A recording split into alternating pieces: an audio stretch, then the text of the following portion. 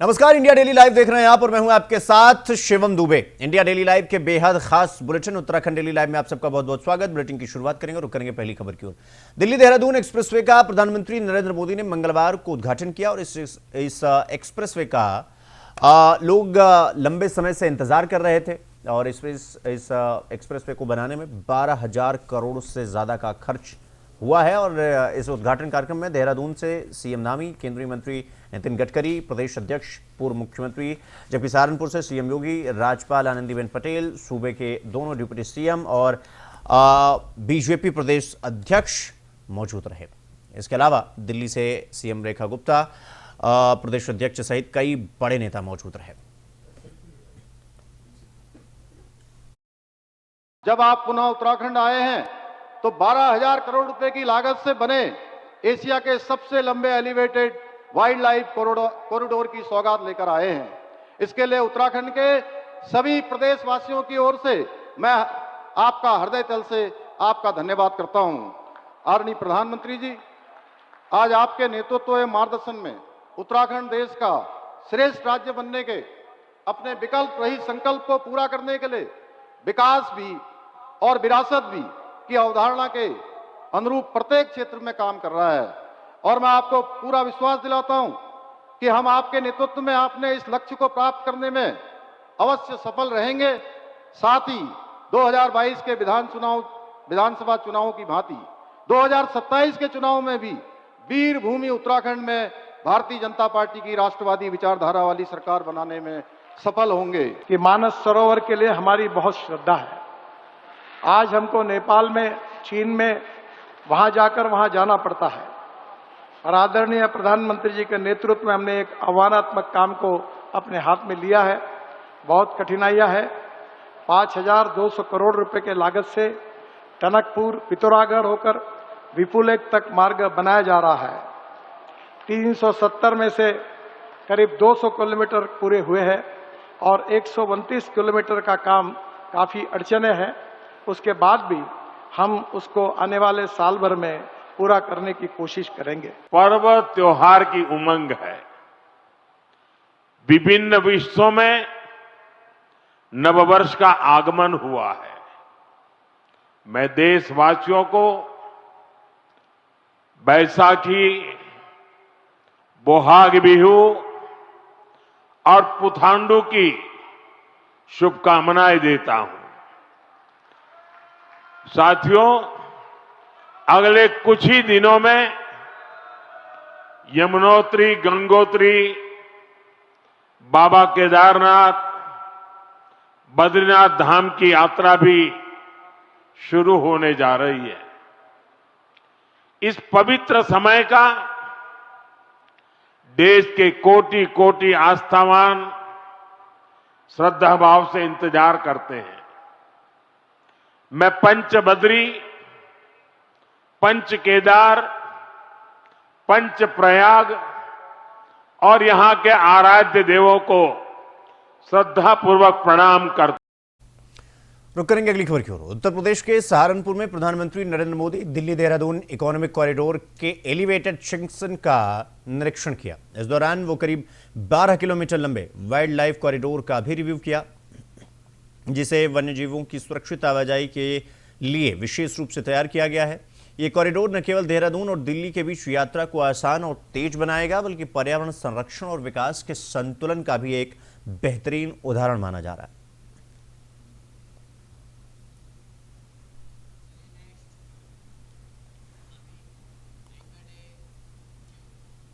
तो डॉक्टर भीमराव अंबेडकर की 135वीं जयंती के अवसर पर मुख्यमंत्री पुष्कर सिंह धामी ने संविधान निर्माता डॉक्टर साहब भीमराव अंबेडकर को पुष्प अर्पित कर उन्हें श्रद्धांजलि दी।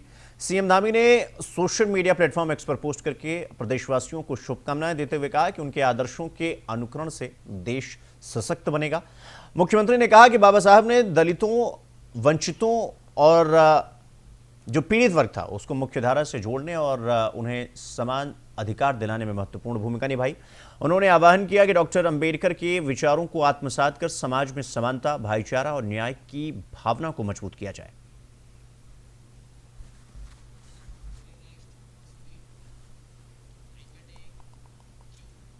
तो वहीं मसूरी में अम्बेडकर जयंती के अवसर पर भारतीय दलित साहित्य अकादमी ने सम्मान समारोह का आयोजन किया। समारोह में समाज के विभिन्न क्षेत्रों में उत्कृष्ट कार्य करने वाली हस्तियों और स्वच्छता कर्मियों को सम्मानित किया गया। कार्यक्रम में कैबिनेट मंत्री गणेश जोशी ने अम्बेडकर चौक में बाबा साहेब की प्रतिमा पर श्रद्धांजलि अर्पित की और इस दौरान राज्य मंत्री भगवत प्रसाद मकवाना भी मौजूद रहे। आपको बता दें कि समारोह में मेधावी छात्र छात्राओं को राधेश्याम सोनकर स्मृति सम्मान और छात्रवृत्ति प्रदान की गई, जबकि स्वच्छता कर्मियों को शकुंतला देवी स्मृति सम्मान से नवाजा गया।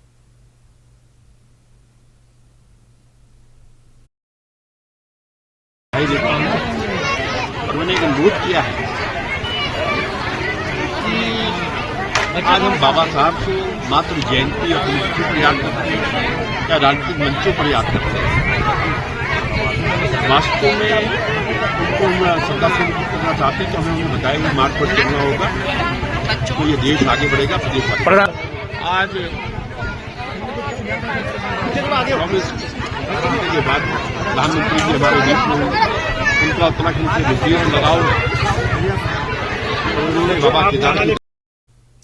तो जहां पूरे देश में बाबा साहब डॉक्टर भीमराव अंबेडकर की जयंती बड़े ही हर्षोल्लास के साथ मनाई जा रही है, तो वहीं उत्तराखंड जनपद देहरादून के विकास नगर में भी बाबा साहब डॉक्टर भीमराव अंबेडकर की 135वीं जयंती बड़े ही धूमधाम से मनाई गई। बाबा साहब की मूर्ति पर फूलों की माला चढ़ाई गई, तो फिर बाबा साहब अमर रहे के नारे भी लगाए गए।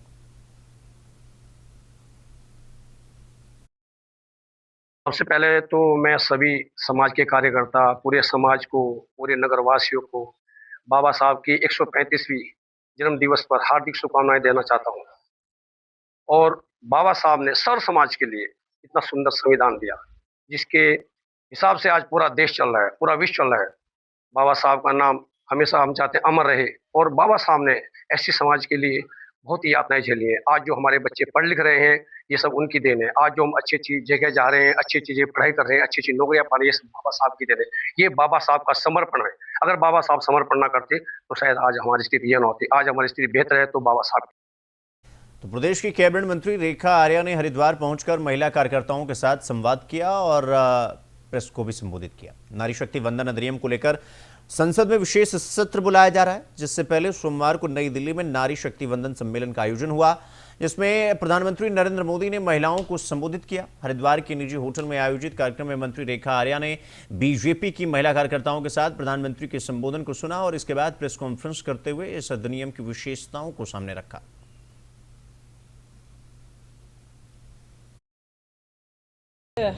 निश्चित रूप से नारी शक्ति वंदन अधिनियम पर 16 से 18 तक में एक विशेष सत्र जो है लोकसभा में आहूत होने जा रहा है, जिसके लिए मैं माननीय प्रधानमंत्री जी को दिल की गहराइयों से बहुत बहुत धन्यवाद, आभार व्यक्त करूंगी कि जो कार्य पूर्व में बहुत पहले संबंधित बहुत सारे दलों के भाषणों का हिस्सा हुआ करते थे, लेकिन जिनकी कथनी और करनी में अंतर हुआ करता था, माननीय प्रधानमंत्री जी ने उस कथनी और करनी को एक करते हुए पूरे समर्पित भावों के साथ में महिलाओं के प्रति अपनी प्रतिबद्धता को और भारतीय जनता पार्टी महिलाओं को कितना सम्मान करती है, उस सम्मान को आधी आबादी को 1/3 जो है, चाहे वो लोकसभा में प्रतिनिधित्व हो, चाहे वो राज्यसभा में प्रतिनिधित्व हो, 1/3 यानी कि 33% का आरक्षण उनको आज देना जो है वो सुनिश्चित करना, उसको लागू करना, डिलिमिटेशन का आगे भविष्य में कार्य किया जाना, इसको लेकर जो है जो विशेष सत्र आहूत हुआ है। मैं आदि उत्तराखंड की ओर से माननीय प्रधानमंत्री जी को बहुत धन्यवाद ज्ञापित करती हूँ, आदि आबादी की ओर से भी बहुत धन्यवाद ज्ञापित करती हूँ कि वाकई जो महिलाओं का हक है वो माननीय प्रधानमंत्री जी आप ही ने देने का। रुक करेंगे अगली खबर की ओर। विकास नगर में व्यापार मंडल के चुनाव होने जा रहे हैं और वहीं दूसरी तरफ अध्यक्ष पद के लिए 2 उम्मीदवार चुनावी मैदान में हैं, जिसमें कि पूर्व में व्यापार मंडल के अध्यक्ष रहे संजय गुप्ता दोबारा से व्यापार मंडल में अध्यक्ष के लिए चुनाव लड़ रहे हैं, तो दूसरी तरफ प्रत्याशी अंकित कंसल भी चुनाव मैदान में हैं और अंकित कंसल व्यापारियों के पास जाकर अपने पक्ष में मतदान करने की अपील कर रहे हैं। तो उनके साथ राहुल और राजकुमार रोहिला भी उनके पक्ष में वोट की अपील व्यापारियों से कर रहे हैं।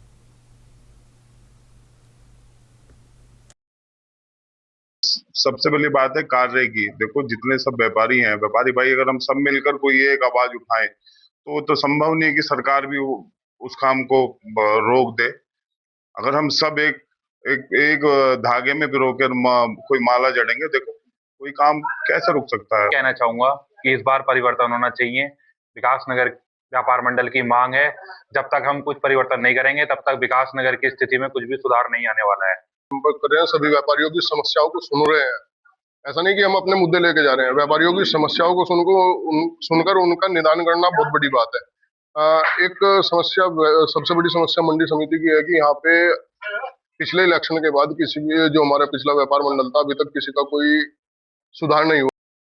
तो 14 अप्रैल 1944 को मुंबई बंदरगाह पर जहाज फोर्ट स्टीफन में लगी भीषण आग को बुझाते समय शहीद हुए 66 जांबाज अग्निशमन कर्मियों की स्मृति में ऋषिकेश फायर कार्यालय में अग्निशमन सेवा दिवस श्रद्धा के साथ मनाया गया। इस अवसर पर विभाग द्वारा अग्निशमन सेवा सप्ताह 14 से 20 अप्रैल का भी विधिवत शुभारंभ किया गया। कार्यक्रम की शुरुआत में fire station officer Sunil Dutt Tiwari और उपस्थित फायर कर्मियों ने शहीद जवानों को पुष्प अर्पित कर भावभीनी श्रद्धांजलि दी। इस दौरान वक्ताओं ने 1944 के उस हादसे का स्मरण किया जिसमें अपनी जान की परवाह न करते हुए कई फायरमैन वीरगति को प्राप्त हुए थे। श्रद्धांजलि सभा के पश्चात आम जनमानस को आग के खतरों के प्रति सचेत करने के लिए एक जागरूकता रैली का आयोजन किया गया। रैली को एफएसओ सुनील दत्त तिवारी ने हरी झंडी दिखाकर रवाना किया और ये रैली फायर कार्यालय से शुरू होकर शहर के विभिन्न मुख्य मार्गों से गुजरी। रैली के माध्यम से लोगों को गैस सिलेंडर के रिसाव, शॉर्ट सर्किट और गर्मियों में आग से बचने के उपाय के बारे में जागरूक किया गया। तो शहीद फायर कर्मियों की याद में उन्हें श्रद्धांजलि दी गई। मुंबई बंदरगाह अग्निकांड के बाद जो 66 लोग शहीद हुए थे उनको याद करने के लिए, उन्हें श्रद्धांजलि अर्पित करने के लिए जागरूकता रैली निकालकर लोगों को सतर्क किया गया कि घर में अगर गैस सिलेंडर से कोई हादसा हो जाए, शॉर्ट सर्किट से कोई हादसा हो जाए या भीषण गर्मी से कैसे बचा जाए, इसको लेकर जो है एक पहल की गई। शहीद फायर कर्मियों को ये श्रद्धांजलि दी गई है फायर विभाग की तरफ से, यानी कि अग्निशमन विभाग की तरफ से। तो शहीद फायर कर्मियों को श्रद्धांजलि दी गई जिसके लिए लगातार कोशिश की जा रही है, क्योंकि आपको बता दें कि बंदरगाह पर जो दुर्घटना हुई थी इसमें 66 अग्निशमन विभाग के लोगों की मौत हो गई थी। लोगों के बचाने के चक्कर में उनको श्रद्धांजलि अर्पित की गई, भावभीनी श्रद्धांजलि अर्पित की गई। उनकी याद में ये पहल की शुरुआत किया गया अग्निशमन सेवा सप्ताह, जो कि 14 से 20 तारीख तक जो है चल रहा है।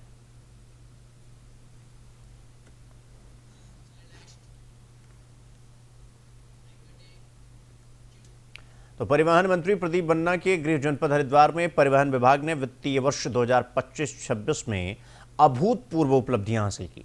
प्रवर्तन कार्रवाई में रिकॉर्ड करीब 69,500 चालान, 4600 से ज्यादा वाहन सीज और 12 करोड़ रुपए से ज्यादा राजस्व वसूली के साथ विभाग ने प्रभावी प्रशासन और सख्त कार्रवाई का उदाहरण पेश किया है।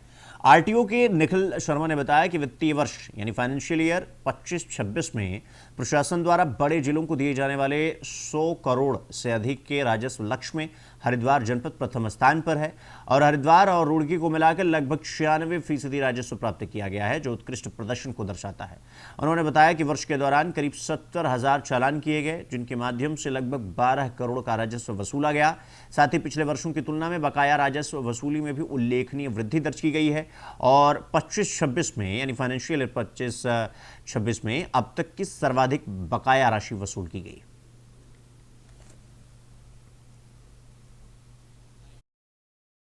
तो 2025-26 में पूरे स्टेट में अगर हम देखें तो जो हमारा राजस्व का टारगेट था उसमें परिवहन विभाग ने 99% से ज़्यादा का अचीवमेंट किया है, जो कि बहुत ही कम ऐसे विभाग हैं जिन्होंने लगभग 100% का टारगेट अचीव किया है। परिवहन विभाग उनमें से एक रहा है।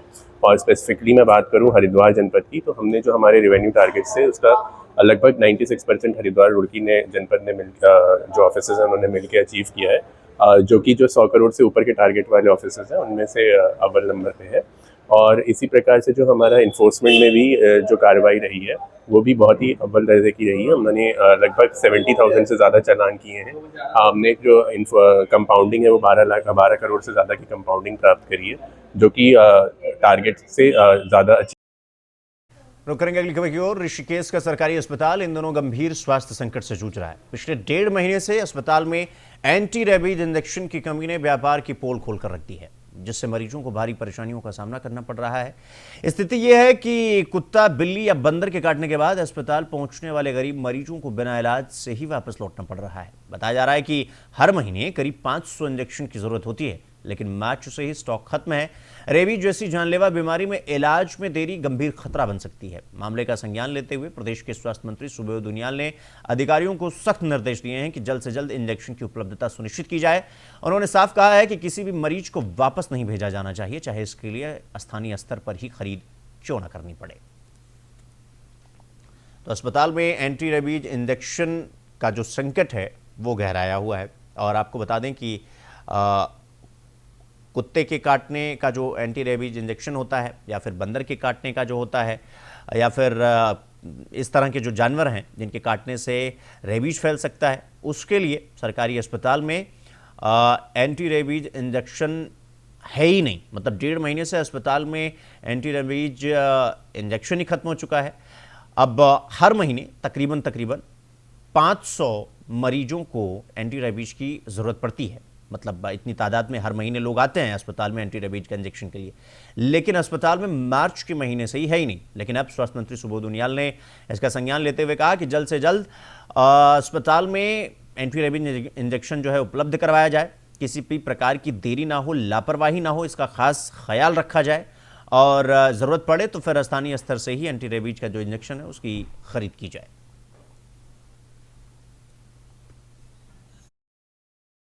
किया था तो ये थोड़ा कंपनी से आने कम हुआ है, तो मैंने उनको निर्देश दिए हैं कि कहीं से भी हो आप यथाशीघ्र एंटी रेबीज इंजेक्शन की उपलब्धता सुनिश्चित करें और किसी भी कीमत पे एंटी रेबीज को लेकर के लोगों को रेफर न किया जाए, चाहे वो एलपी ही करनी पड़े।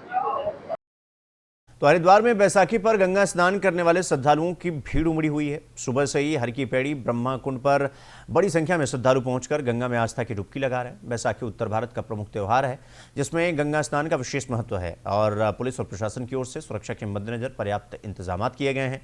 2 दिन पहले ही पुलिस फोर्स को ब्रीफ कर मेले में मुस्तैदी से ड्यूटी करने के निर्देश भी दिए गए थे। पूरा मेला क्षेत्र जो है 10 जोन में बांटा गया है और 33 सेक्टर में ट्रैफिक के दबाव को देखते हुए भारी वाहनों के प्रवेश पर भी रोक लगा दी गई है। वैशाख मास में पड़ने वाली जो संक्रांति पड़ती है, जिसमें सूर्य मेष राशि में प्रवेश करते हैं, अर्थात मेष की संक्रांति पड़ना, उसी दिन बैसाखी मनाने का विधान है। हरिद्वार जैसी जगह पे हिमाचल, पंजाब और उत्तराखंड के पर्वतीय क्षेत्र 13 तारीख को भी मनाते हैं और 14 को भी मनाते हैं। तो 14 को 9:31 से इसका पुण्यकाल है और जो कि संध्या तक लगातार चलेगा। प्रभु इसका विशेष महत्व इस प्रकार कहा गया है कि 1000 वर्षों तक तपस्या करे व्यक्ति, या फिर सूर्य ग्रहण में कुरुक्षेत्र में खड़े होकर एक मन सोना दान करे, उतना फल हर की पैड़ी ब्रह्म कुंड में स्नान करने के पश्चात रस वाले फल जो मौसमी फल हैं और जल से भरा हुआ पात्र अपने गुरु ब्राह्मण को देने का एक ही समान फल बताया गया। के साथ यहाँ आई हूँ। बैसाखी के शुभ अवसर पर पहली बार मैं आई हूँ हरिद्वार में ये दर्शन करने। बहुत ही अच्छा व्यवस्था है यहाँ पे, आप देख सकते हैं कितनी भीड़ है। हमने बहुत अच्छे से स्नान किया। जय गंगा मैया की। भीड़ को देख के जान सकते हैं कितना महत्व है। लोग आए हैं यहाँ पे स्नान करने, गंगा मैया की पूजा करने। जय गंगा। मैं तो पहली बार आई हूँ, पहली बार आके ही देख रही हूँ, कितना बढ़िया लग रहा है यहाँ पे। वैशाख मास में पड़ने वाली जो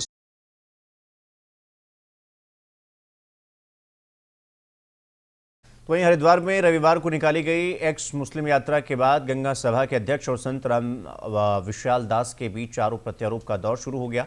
गंगा सभा के अध्यक्ष नितिन गौतम के द्वारा कालनेमी बताए जाने के बाद संत राम विशाल दास ने प्रेस क्लब हरिद्वार पहुंचकर प्रेस कॉन्फ्रेंस करते हुए गंगा सभा के अध्यक्ष पर कई गंभीर आरोप लगाए। साथ ही नितिन गौतम और दूसरे तीर्थ पुरोहित उज्जवल पंडित को गंगा सभा से निकाले जाने तक की मांग कर डाली। हालांकि गंगा सभा के अध्यक्ष नितिन गौतम का कहना है कि रविवार में हुए विवाद के बाद यात्रा के आयोजकों में उनसे संपर्क करके अपना माफीनामा उन्हें भेज दिया है, जिसके बाद गंगा सभा की ओर से ये मामला समाप्त हो गया। हालांकि राम विशाल दास जो कह रहे हैं उसका कोई मतलब नहीं है, वो जो भी कार्रवाई करना चाहते हैं उसके लिए पूरी तरीके से स्वतंत्र।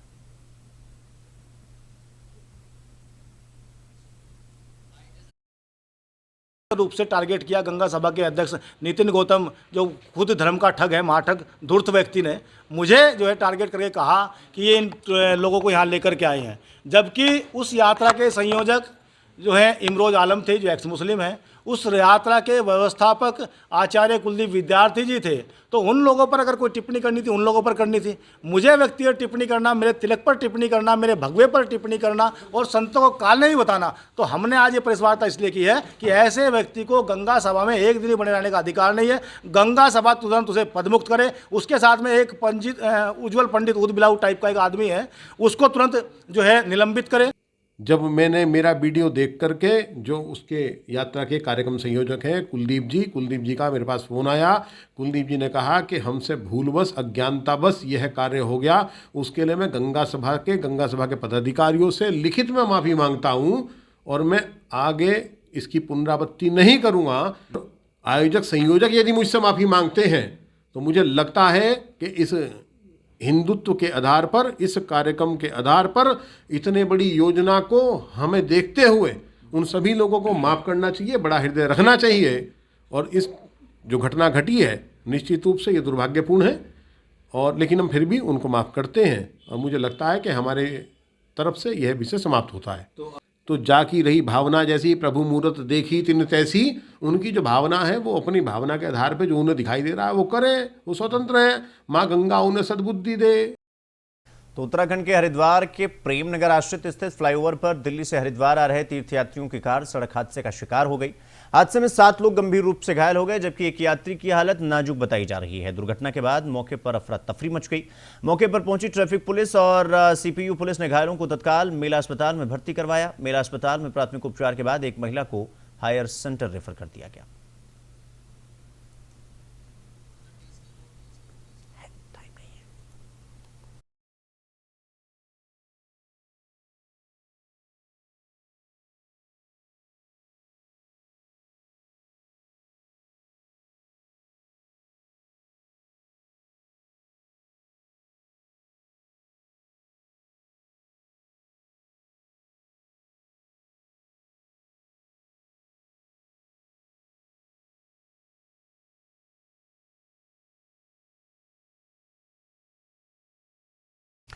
तो हरिद्वार में कला और संस्कृति का भव्य संगम देखने को मिला, जहां स्वर संगम अकादमी का रजत जयंती महोत्सव बड़े ही धूमधाम से मनाया गया। इस खास मौके पर आयोजित उत्तराखंड कला महोत्सव सीजन 2 में प्रदेश भर से आए प्रतिभागियों ने अपनी कला का शानदार प्रदर्शन किया। कार्यक्रम के तहत गायन और नृत्य प्रतियोगिता में 240 प्रतिभागियों ने ऑडिशन राउंड में हिस्सा लिया, जिसमें से हर वर्ग के शीर्ष प्रतिभागियों को ग्रैंड फिनाले के लिए चुना गया। उत्तराखंड संस्कृति अकादमी में आयोजित फाइनल मुकाबले में 42 प्रतिभागियों ने मंच पर अपनी प्रतिभा का लोहा मनवाया और दर्शकों का दिल जीत लिया।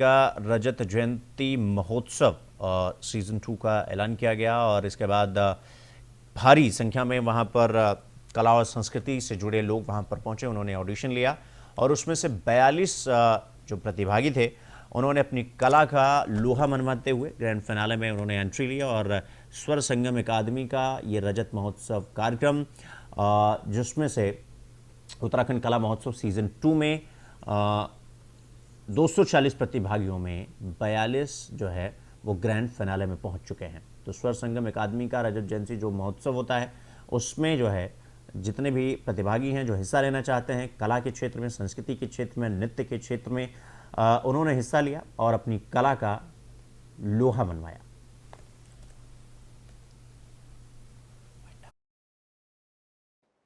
आज जनसुनवाई में 30 शिकायतें प्राप्त हुई हैं। इसमें कुछ शिकायतों का निस्तारण मौके पे ही किया गया है और कुछ शिकायतों को संबंधित विभागों को रिफर किया गया है, जिसका परीक्षण करके वो अग्रेतर कार्रवाई करेंगे। सर, किस प्रकार की ज्यादा शिकायतें? शिकायतों में कुछ शिकायतें थी जहां अतिक्रमण से जुड़ी हुई शिकायतें थी, चक्रोड को लेकर के, जल निकासी को लेकर के। इसके अलावा कुछ मांग थी, जैसे लोगों को गैस सिलेंडर चाहिए, किसी के यहाँ शादी है, किसी के यहाँ बारात है, तो उसके लिए गैस सिलेंडर की डिमांड थी। तो इस तरह की शिकायतें प्राथमिकता थी और इस पे विद्युत संयोजन को लेकर भी शिकायतें थी। आज जन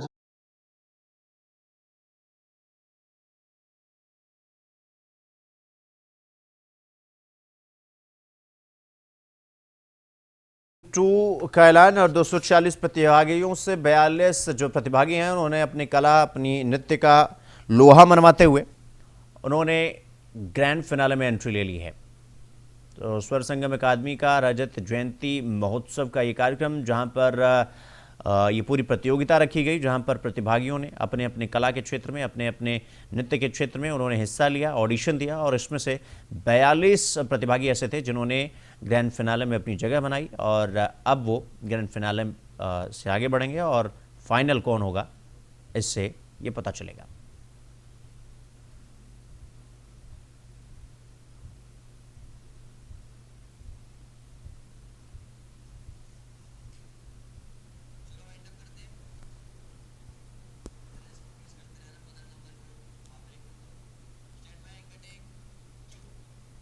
तो इसी खबर के साथ बुलेटिन में फिलहाल इतना ही, लेकिन देश और दुनिया की तमाम बड़ी खबरों को देखने के लिए देखते रहिए इंडिया डेली लाइव। नमस्कार।